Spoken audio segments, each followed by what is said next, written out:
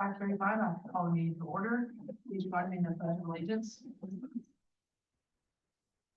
I pledge allegiance to the flag of the States of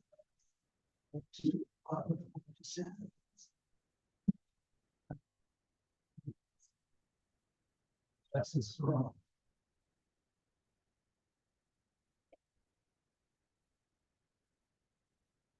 Okay, just moving right on through to the consent agenda.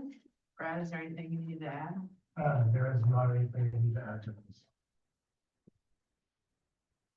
Make the motion to approve the consent agenda. Sorry.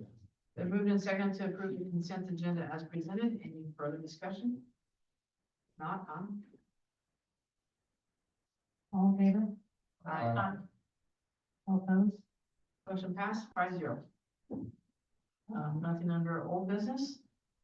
Moving on to the new business, I'd like to make a motion to open the industrial revenue bond public hearing portion of the meeting. What did I do wrong now? No, you didn't do anything wrong. You never do this right. Yeah. Kathy, no, we can't open it. Okay. So, Or do I need to wait? yes, until 7:15. Oh, So, so we just don't make that motion, we would keep moving? You can't open it before the designated time, but you can now. So and we need Kevin Talon here. Okay, and he's on his way. He is on the way, yes. Okay, so then can we just move on to, what, number 3? Or do we just sit here and stare awkwardly at one another? No, you can do number 2. We can go through number 2. Oh, number 2, okay. Mhm. Yeah. Then let's move on to number 2, the bond closing documents. Brad, that would be you. Yes, so we had the bond sale this last Tuesday. We have Brett from Piper Sailor here. He is available to explain how all that went and kind of answer any questions anybody might have. So I'll turn that over to Brett. Thank you, Brad. Should I stand up here? Yeah. Good afternoon. I think you all know me, I was here a few weeks ago, but, gonna give a quick overview of how the bond sale went and then open it up for some questions. So, last Monday, we had the bond sale and, some good news, it went well. We ended up securing a rate of 4.13%. 2 weeks ago, I came and I estimated it'd be 4.2%, so we came in a little bit below what we said at last meeting, so that's good, some good news. The end result, so it will produce $670,680.69 for the water meter project. That's the exact amount of the project. And $325,000 for the traffic signal project. As you recall, it's roughly half what you estimate the project will be. The final annual debt service payments are approximately $54,000 a year for the water meter portion and $27,000 for the traffic signal portion. I want to emphasize that that's not an exact amount each year, it's the average, so it may be 1,000 more, 1,000 less roughly, but on average, it's 54 for the water, 27 for the traffic signal project. We were able to secure the favorable optional redemption provision. What that means is you can pay the bonds early. That date is on October 1st, 2032. So at any date on that date or after, you can prepay any portion of bonds, all of them, half of them, or just a little bit of them. So that's one of the favorable features that come with this type of financing. And then the closing will be on Thursday, March 6th. That's the day that the funds will be advanced to the city. And once the city acknowledges receipt of the funds, the issue will be closed. That's all I have in summary, so I'll open up for questions. it's a 20-year bond, is that right? Yes, sir. When do we make our first payment? October 1st, 2026. Oh, wow. Okay, sure. I'm sorry. 2025. April 1st, 2026. So the first payment is not until next April. Okay.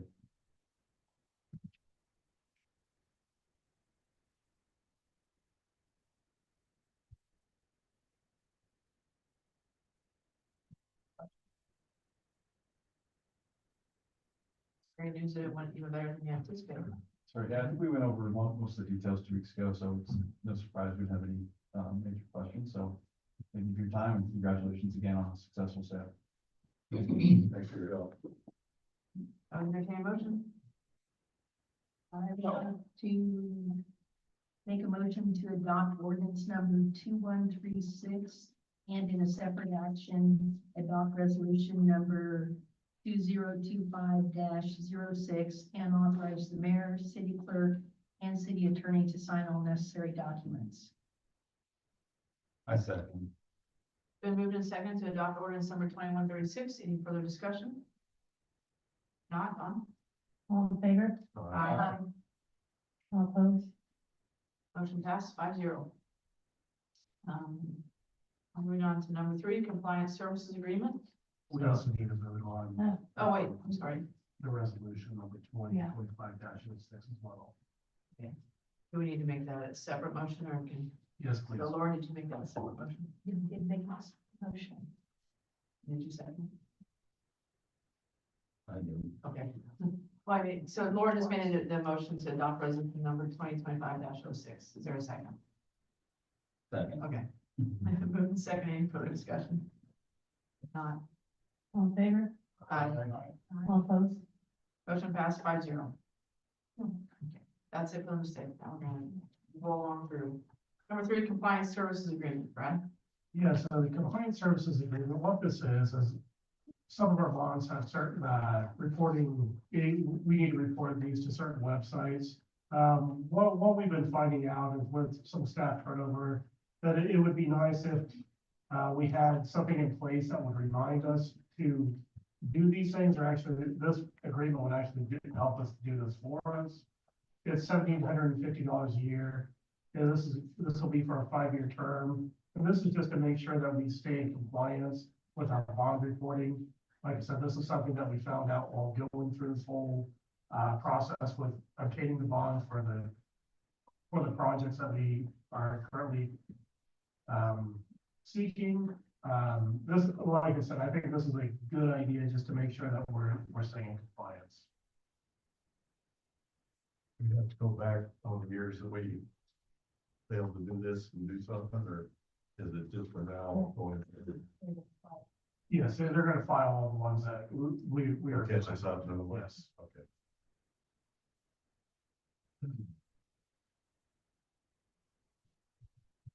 I'll make a motion to enter an agreement with Gilmoreville to assist with the disclosure and reporting requirement on bonds for a 5-year term at an annual cost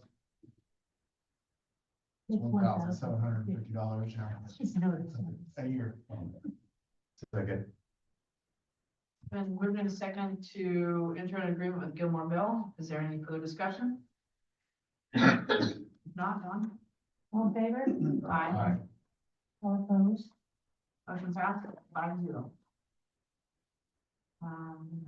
Moving on to number 4, fireworks bids. So we went out to bid on fireworks as we always do this time of year. We have to do this fairly early so we can make sure that we get our July 3rd date that we always set. We had 3 bids come in. Every bid that we have was for $15,000. And really what we're looking at here is the length of the display, and the number shows that they will actually be firing. And so looking at the display, we had one that was 13 minutes, we had one that was 17 minutes, and Victory Pyrotechnics came in at 20 minutes. They also had the highest number of shells. And so that's why I am recommending that we award the bid for the annual fireworks display for the city of Hiawatha to Victory Pyrotechnics at a price of $15,000.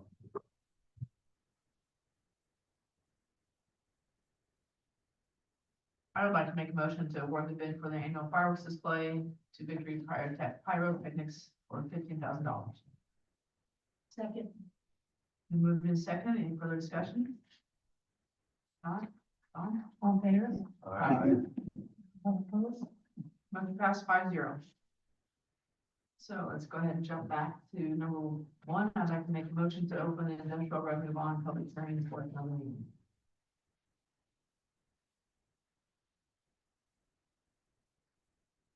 We're not even second. Go ahead and start. No, you didn't second. I'll second Moved in second. Sorry, is this on the, this is Ben Begum, attorney for Hiawatha Hotel. Is this the public hearing on the IRB? Correct. Is this correct? sorry. So Kevin and I discussed this. We're still working through the CBA with Wichita State University. It's a required component of the public hearing. I don't know if Kevin talked to you. I think he's there physically, but we're actually requesting a continuance of this matter for I think the March city council meeting. So One moment for us, please. Then, yeah, can you hold on 1 second? yeah. Oh, sorry. Yep. Sorry. Nope, that's okay. We're ready to vote. Happy day. Yes. All in favor? Aye. All opposed? Motion passed 5-0. Okay.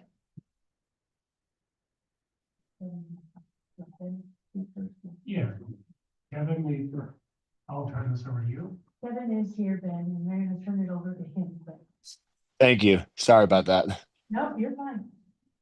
Sorry to keep you waiting. Thanks for your patience.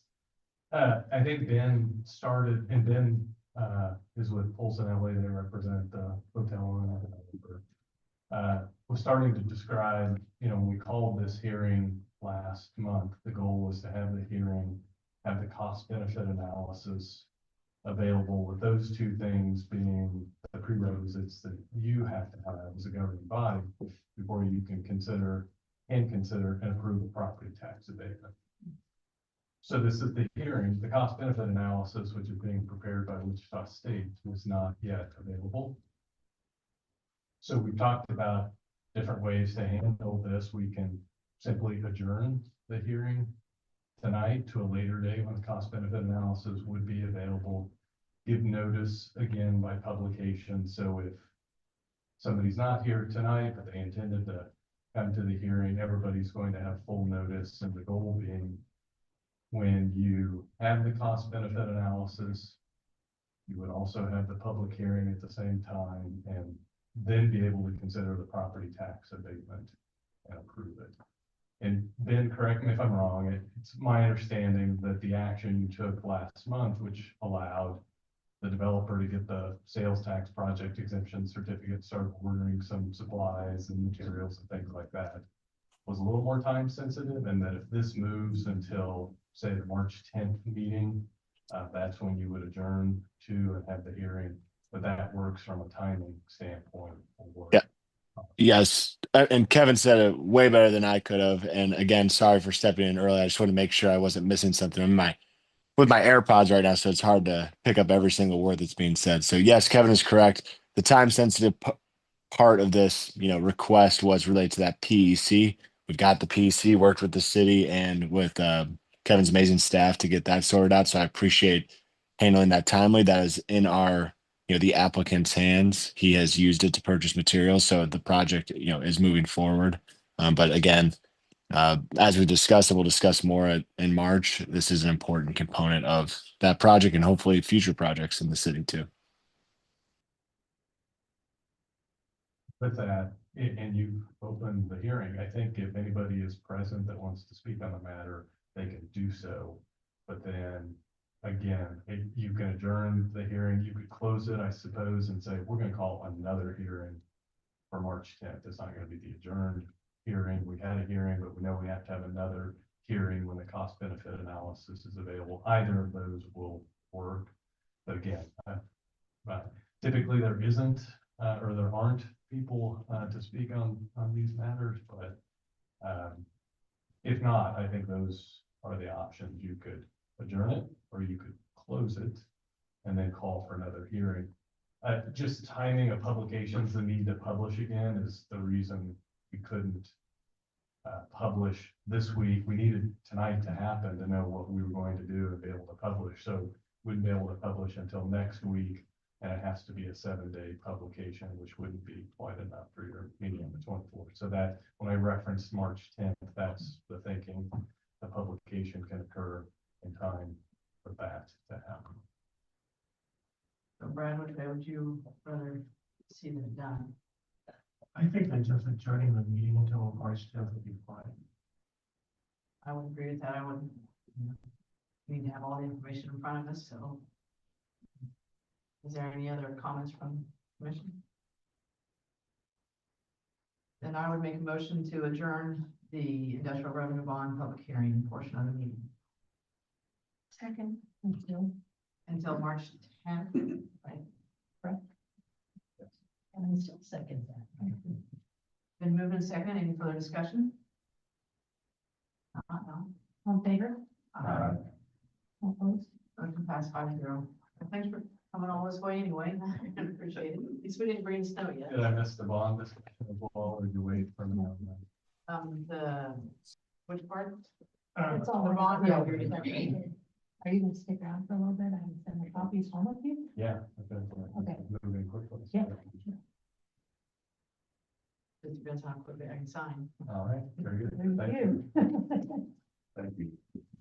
Thanks, everybody. I really appreciate it. Back up To Thanks, Dave. number 5, blowers for the sewer plant. Dominic, new grandpa Dominic, you want to Yes. come up here? He is beautiful. He is. You don't look like me.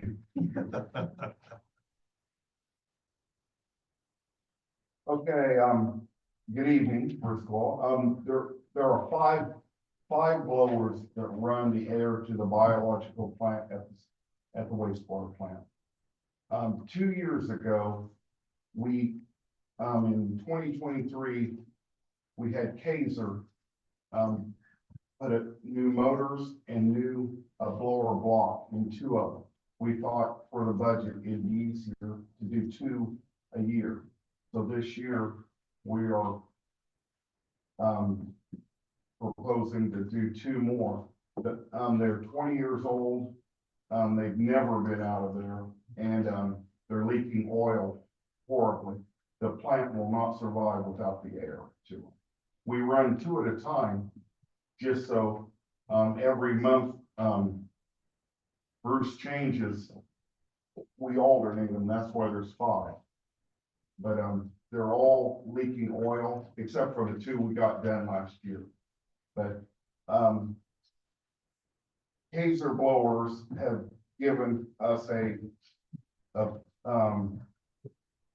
cost of $35,532.09, which is less than 2 years ago because we took 2 of the motors and had the bearings done on them, which was a lot less than buying brand new motors. The brand new motors are $7,000 a piece. The blower blocks are $11,000 a piece. So we are saving some money, even though some of the costs went up in 2 years. That is total, because CAS constructors had to come in last time with their little crane to take those 550-pound motors out. When they built that room, they must have put them in, I don't know how Dave said they rolled them in, but there's not enough room now. The blower block is 600 and something, and the motor itself, it's so tight in that little room. 2 years ago, CAS out of Topeka, constructed a crane because that's so heavy right there. There's only that much, there's only like 4 foot, if that. You can't get nothing. So they constructed it. They still have the little crane. So we're putting them in there with that, but the total cost with Kaiser is $35,532.09. It's about 4,000 less than 2 years ago. No, it's more than 4,000 less because without both motors.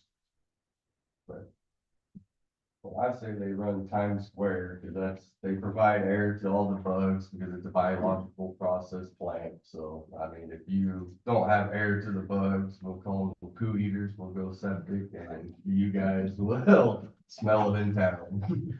What I mean, not you guys, the town, I mean. But, and then next year, me and Bruce were talking about doing the last one. There, like I said, there's 5. We didn't want to do all 3. So. We got the motors rewound and baked and, from the original. So that's why there'd be a price difference on the 2 from last year's. The last year's, we bought 2 new motors and 2 new blowers, but then, Independent Electric out of Topeka rewound and put new bearings in those, the 2 we're gonna put in on this run, which it saved $7,000 or $8,000 between all of those. Are the blowers rebuildable? Or is that rebuilding cost or is that Yes. new cost? Oh, good question. They wanted to know if the blower block, and I called, they'd have to be shipped to Virginia. They'd have to be decontaminized, and I got with Brad, it would cost almost more than 11,000 for the blower. Shipping, they're, 600 and something pounds. So we weighed that out, and that's why we just got new blowers. The cost would be, we'd have to, it's in Virginia where Kaiser would send and ship them. But the motors itself, that's just bearings and, but they're 20 years old, all that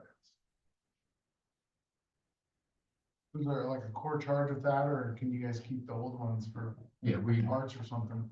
keep the old ones, that we Yes. got them in. Yeah, they're all Right now. Even, I don't know, if you can use them for backup or something. Yeah, because they were still, the blocks were still running. It's just in that little room, it was changing. We had Kaiser there and they were talking about taking a wall down or something. I said, so we're not doing all So they that. must be used to working, not tight spots. But I forgot, CAS Constructors has worked here at the city several times. And Jim Stout there, he came within a few minutes of looking around. He made his own little railing crane system, because all that weight's right here, trying to get it up and bring it in that little spot. But, hey, it was impressive, so I just figured I'll use him again. He owns the crane that he built for that. Cause I thought maybe a cherry picker or something, but it couldn't, because the cherry picker would fall over. You can't get under those blowers. If you get under them, a cherry picker would work.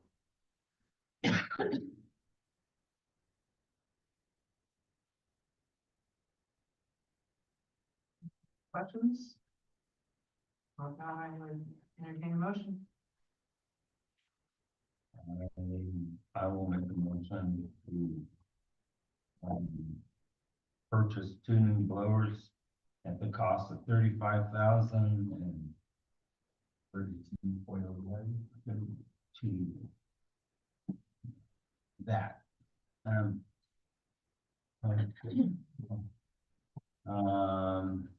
Because we need them. Yeah. That's all labor between Kaiser, CAS, that's everything. That includes installation. Yes, It's 35, what's the number? $35,532.09. I'll second it. It's been moved and seconded to purchase 2 new blowers. Any further discussion? Not Don? All in favor? All opposed? Motion passed 5-0. Moving on to number 6, snow removal policy revisions and discussion, which may be quite appropriate based on our new forecast for this week. So Brad? Yeah, so with the snowfall that we received in early January, after the snow was melted, we've recognized that there are some problems that existed with the way that the snow was removed. First and foremost, there was some damages occurred downtown. And also, there was a lot of discussion about, and we received a lot of comments about the way that snow was being piled on the at the intersections.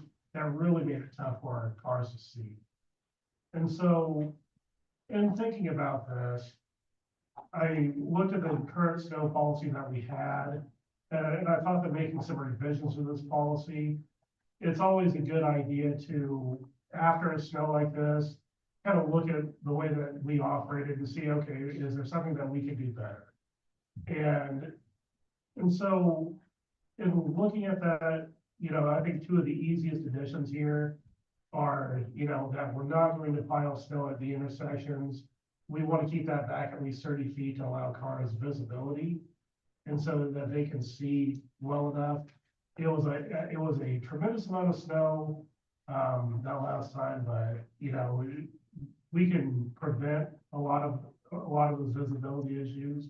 And also, especially when it comes to the damage to the curbs, there's not really any like one easy solution that's gonna be for every single snowstorm. A 4-inch snow is gonna be quite different from an 18-inch snow.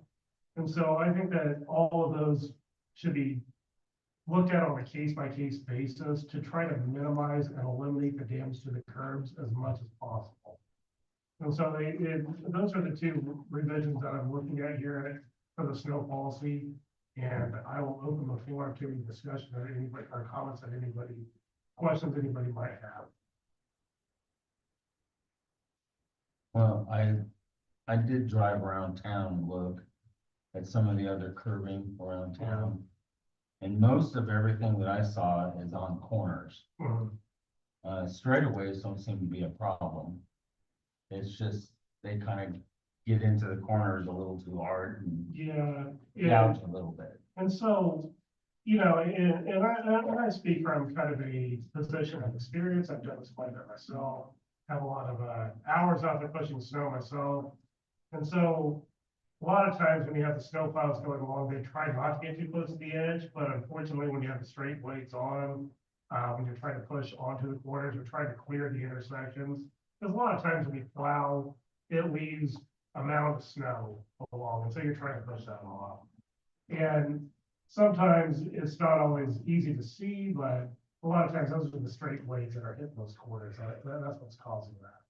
And that's why, like I said, it needs to be better. But the only complaint I heard was people getting upset about the policies, technically you're supposed to have your sidewalks cleared within, what, 24 or 48 hours? Yeah. And there was no reason, I mean, there was no reason we don't be upset about that, and we did the best we, it's just a reminder to our citizens that they need to be responsible for the sidewalks. Yeah, I think that could have been, that was definitely our intention of putting that policy out there. It wasn't that we were telling anybody to, hey, you clear your sidewalks off. We were getting a lot of complaints saying, you know, why somebody needs to come clear your sidewalks off. And it was just putting that policy out there. That policy has actually been in place for a very long time. Going forward, how do we keep this from happening? So it really comes down to, and I've had some good discussions with our residents here. And so really what it comes down to is finding different ways, maybe even finding different equipment that we can use. You know, I had one resident that was talking about how to have poly buckets that you know, that way the curbs don't get damaged. And so it may be an upgrade to equipment. You know, it's one of those things that what works for a 4-inch snow when usually you can see everything is going to be completely different than what we have in an 18-inch snow. And some of these things may well be cost effective. I mean, I don't think that we're talking about spending a lot of money when it comes to some of these buckets that can help prevent some of this damage. And I think it'd be a good investment in case those times do happen, that we can prevent these things from happening again.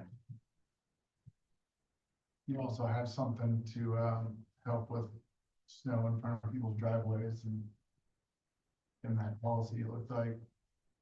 Yeah, we do. And so what we're trying to do, we have something in that policy and it kind of explains how we, you know, how the snow is plowed and how it can help, how we can help prevent piling that snow in front of people's driveways. And these are, and that is also something that, you know, that was also a very common complaint that we got. I shouldn't say complaint, comment that we got. And people observe and they comment. And if you use the word complaint, people don't like that word. And I understand that. And, you know, so we feed off of the comments that people bring in. And so that was also a common comment that we had. These are things that we're really trying to prevent. And also if that same process of the driveways, maybe we could incorporate that into the alley entrance as well. Yes, we can do that. And I should have said something about that earlier, but it just kind of. That's actually a very good thought, yes.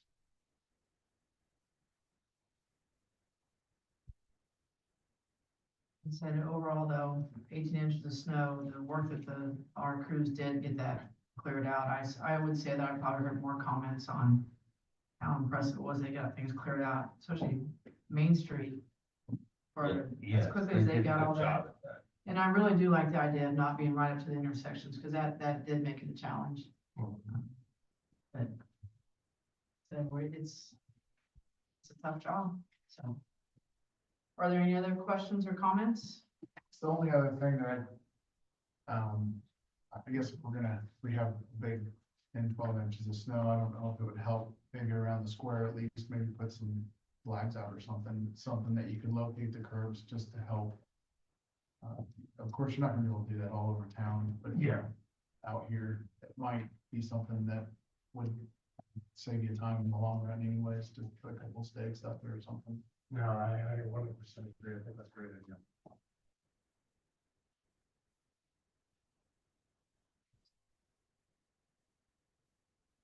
Okay, moving on to communications. Brad, anything you wanted to add with those or comment on?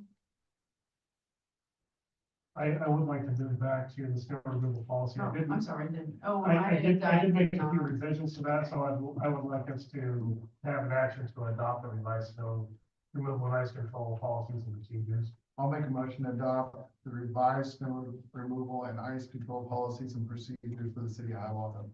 I'll second. Been moved and seconded to adopt the revised snow removal and ice control policies. Any further discussion?